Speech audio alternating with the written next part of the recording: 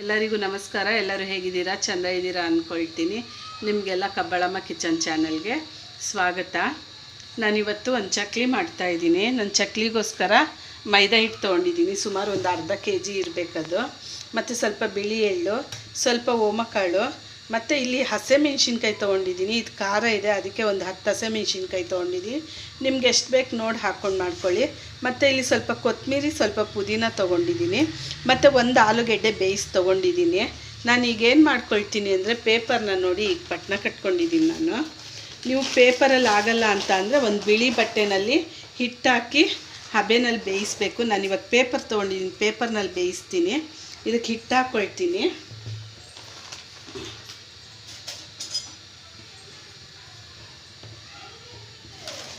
ನಾನು ಈ ಹಿಟ್ಟಿಗೆ ಉಪ್ಪು ಏನೂ ಹಾಕಿಲ್ಲ. ಫಸ್ಟು ಇದು ಹಬೆನಲ್ಲಿ ಒಂದು 10 ನಿಮಿಷ ಬೇಯಿಸ್ಕೋಬೇಕು ಹಿಟ್ಟನ್ನ.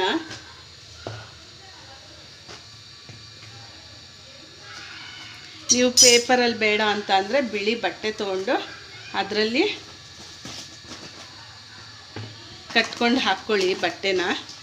ನಾನು ಪೇಪರ್ ತೊಗೊಂಡಿದ್ದೀನಿ.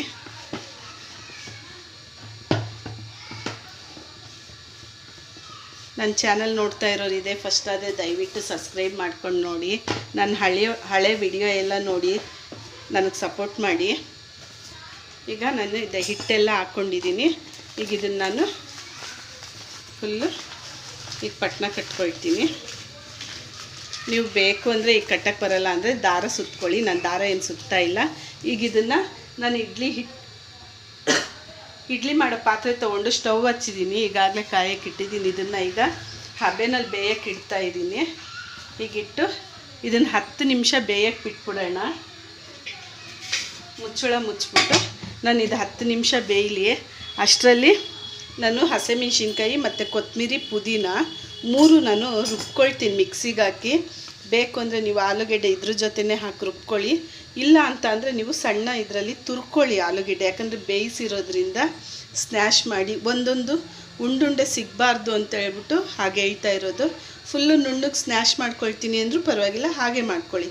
ನಾನು ಇವಾಗ ಇದೆಲ್ಲ ರುಬ್ಕೊಂಡು ಬರ್ತೀನಿ. ಹಸಿಮೆಣ್ಸಿನ್ಕಾಯಿ, ಕೊತ್ತಂಬರಿ, ಪುದೀನ 3 ನಾನು 15 ನಿಮಿಷ ಆಯಿತು ನೋಡಿ. ಇದು ಸ್ವಲ್ಪ ಗಟ್ಟಿ ಬಂದಿದೆ. ಈಗ ನಾನು ಇದನ್ನು ತೆಗಿತೀನಿ.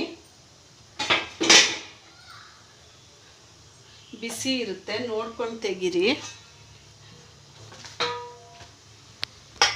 ಈಗ ಇಡ್ಲಿ ಪಾತ್ರೆ ಪಕ್ಕಕ್ಕೆ ಇಟ್ಕೊಂಡು ನಾನು ಬಾಣಲಿ ಇಟ್ಕೊಳ್ತೀನಿ. ಇದೆಲ್ಲ ಕಲಸೋಷ್ಟರಲ್ಲಿ ಎಣ್ಣೆ ಕಾಯಲಿ. ಈಗ ಇದನ್ನು ನಾನು ಬಿಚ್ಕೊಳ್ತಾ ಇದ್ದೀನಿ ನೋಡಿ. ಇದು ಹೀಗಾಗಿರುತ್ತೆ. ಇದನ್ನು ಪುಡಿ ಮಾಡಬೇಕು.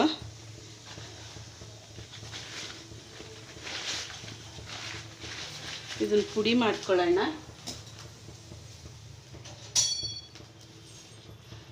ಬಿಸಿ ಇರುತ್ತೆ.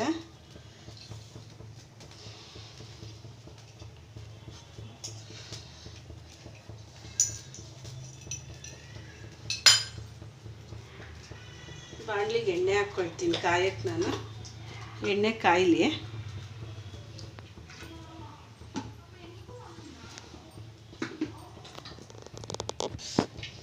ಇದನ್ನು ನಾನು ಇವಾಗ ಮಿಕ್ಸಿಗೆ ಹಾಕ್ಕೊಬಿಡ್ತೀನಿ, ಬೇಗ ಪುಡಿ ಆಗುತ್ತೆ. ಇದ್ರ ಜೊತೆ ನಾನೀಗ ಒಂದು 4 ಸ್ಪೂನ್ ಅಕ್ಕಿ ಹಿಟ್ಟು ಹಾಕ್ಕೊಳ್ತೀನಿ.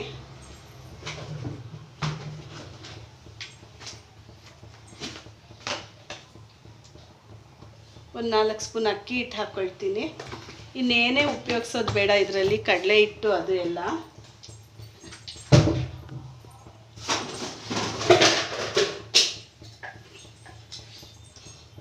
ಈಗ ಇದನ್ನು ಮಿಕ್ಸಿಗೆ ಹಾಕ್ಕೊಬಿಡ್ತೀನಿ, ಪುಡಿ ಆಗುತ್ತೆ. ಇಲ್ಲಾಂದರೆ ಲೇಟ್ ಆಗುತ್ತೆ.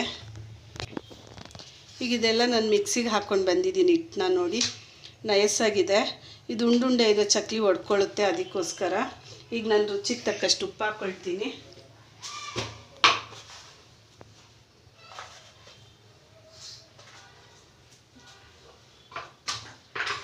ಈಗ ಈ ಎಳ್ಳು ಮತ್ತು ಓಂಕಾಳು ಹಾಕ್ಕೊಳ್ತೀನಿ. ಇದೊಂದು ಸಲ ಚೆಂದಾಗಿ ಮಿಕ್ಸ್ ಮಾಡ್ಕೊಳ್ಳೋಣ. ನಾನು ಮೊದಲೇ ಎಣ್ಣೆ ಕಾಯಕ್ಕಿಟ್ಟಿದ್ದೆ. ಇದಕ್ಕೇನು ಎಣ್ಣೆ ಹಾಕ್ಕೋಬೇಕು ಅಂತೇನಿಲ್ಲ. ಚಕ್ಲಿ ಹೀಗೆ ಮಾಡಿದ್ರು ಇದು ಗರಿ ಗರಿ ಬರುತ್ತೆ. ಆದರೂ ನಾನು ಎಣ್ಣೆ ಕಾಯಿಸಿ ಸ್ವಲ್ಪ ಹಾಕ್ಕೊಳ್ತಾ ಇದ್ದೀನಿ. ನಾನು ಇದಕ್ಕೆ ಯಾವುದೇ ಕಡಲೆ ಹಿಟ್ಟು ಏನು ಬಳಸಿಲ್ಲ. ನಾನು ಎಣ್ಣೆ ಸ್ವಲ್ಪ ಹಾಕ್ಕೊಳ್ತೀನಿ.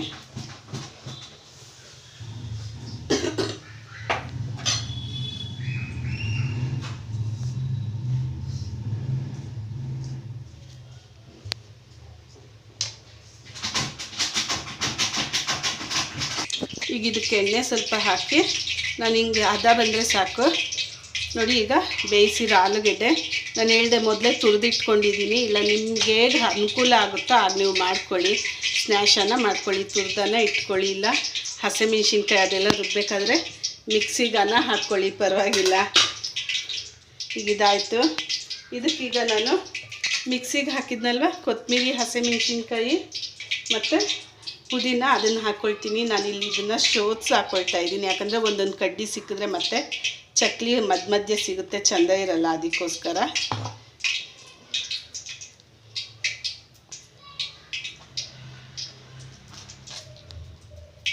ಇದಕ್ಕೆ ಸ್ವಲ್ಪ ನೀರು ಹಾಕ್ಕೊಳ್ಳೋಣ.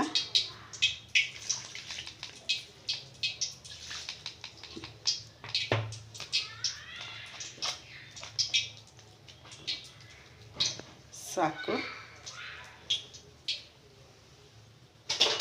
ಈಗ ಚಕ್ಲಿ ಹಿಟ್ಟು ಕಲಿಸ್ಕೊಳ್ತೀನಿ ನಾನು.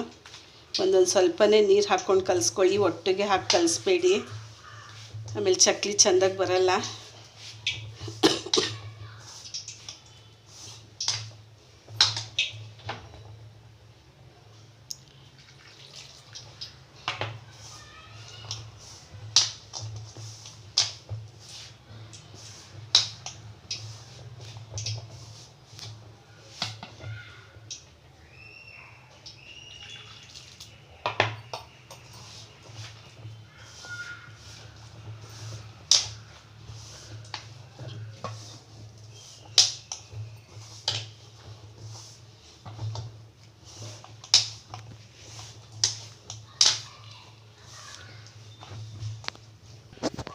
ನೋಡಿ, ಈಗ ಚಕ್ಲಿ ಹಿಟ್ಟು ನಾನು ಕಲಿಸ್ಕೊಂಡು ಬಂದಿದ್ದೀನಿ.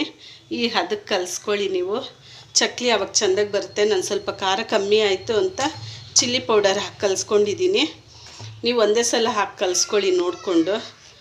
ನಾನೀಗ ಚಕ್ಲಿ ತೊಗೊಂಡಿದ್ದೀನಿ. ಅದಕ್ಕೆ ಒಳಗೆ ಒಂದು ಹೋಲಿರೋದು ಚಕ್ಲಿದು ಬಿಲ್ಲೆ ಹಾಕಿದ್ದೀನಿ. ಅದಕ್ಕೆ ಎಣ್ಣೆ ಸವರಿ ಇಟ್ಕೊಂಡಿದ್ದೀನಿ. ಈಗ ಹಿಟ್ಟನ್ನ ಅದಕ್ಕೆ ತುಂಬ್ತಾ ಇದ್ದೀನಿ.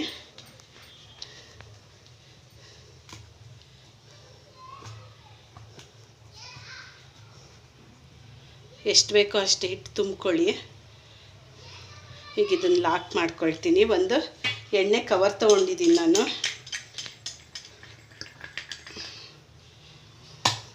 ನಾನೆಲ್ಲ ಅದ್ರ ಮೇಲೆ ಹಾಕ್ಕೊಂಡು ಬರ್ತೀನಿ. ಈಗ ನಿಮ್ಗೆ ಎಷ್ಟೆಷ್ಟು ಅಗಲ ಬೇಕೋ ಅಷ್ಟಷ್ಟು ಅಗಲ ನೀವು ನೋಡಿ ಹಾಕ್ಕೊಳ್ಳಿ.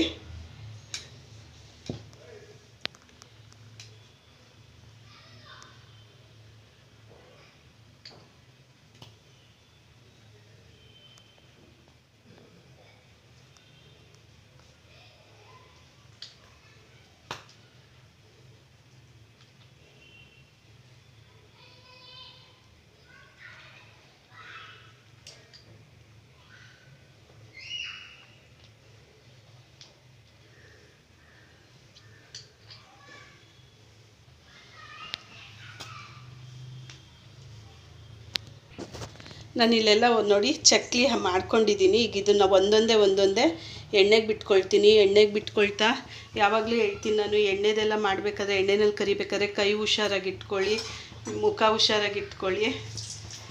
ಇದು ಒಂದೊಂದೇ ನಾನೀಗ ಬಿಡ್ತಾಯಿದ್ದೀನಿ.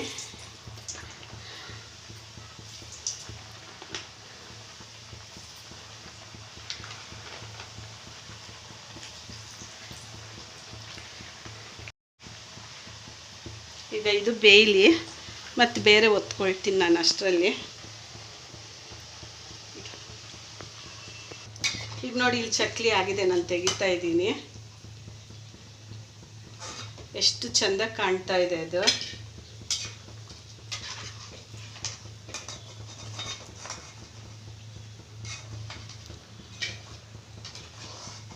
ನೀವು ಬಾಯಲ್ಲಿ ಇಟ್ಟರೆ ಕರಗುತ್ತೆ, ಅಷ್ಟು ಚೆಂದಾಗಿ ಬರುತ್ತೆ. ರುಚಿನೂ ಅಷ್ಟೇ. ಈಗ ಬೇರೆದು ಒತ್ಕೊಂಡಿರೋದು ನಾನು ಹಾಕ್ಕೊಳ್ತಾ ಇದ್ದೀನಿ.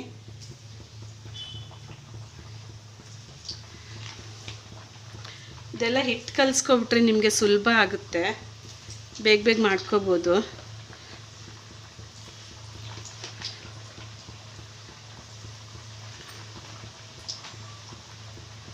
ಹಾಕಿದ ತಕ್ಷಣ ಚಕ್ಲಿ ಯಾವುದೇ ಕಾರಣಕ್ಕೂ ನೀವು ತಿರುಗ್ಸೋಕೆ ಹೋಗಬೇಡಿ, ಇಲ್ಲಾಂದರೆ ಎಲ್ಲ ಒಡ್ಕೊಬಿಡುತ್ತೆ. ಆಮೇಲೆ ಅದು ಸ್ವಲ್ಪ ಬೇಯಲಿ, ಅಷ್ಟರಲ್ಲಿ ಮತ್ತೆ ಬೇರೆ ನಾನು ಮತ್ತೆ ಒತ್ಕೊಳ್ತೀನಿ.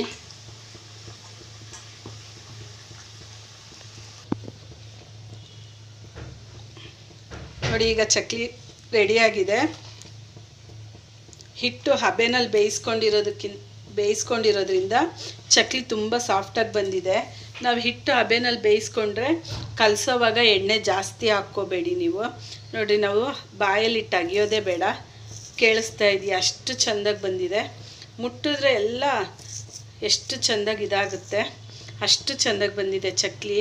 ನೀವು ಒಂದು ಸಲ ಮನೆಯಲ್ಲಿ ಮಾಡಿ ನೋಡಿ ಹೇಗಿತ್ತು ಅಂತ ನಿಮಗೆ ಗೊತ್ತಾಗುತ್ತೆ.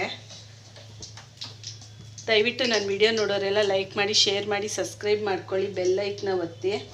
ದೇವರೆಲ್ಲರಿಗೂ ಆರೋಗ್ಯ ಕೊಟ್ಟು ಆಯುಷ್ ಕೊಡಲಿ, ನೆಮ್ಮದಿ ಕೊಡಲಿ ಅಂತ ಬೇಡ್ಕೊಳ್ತೀನಿ.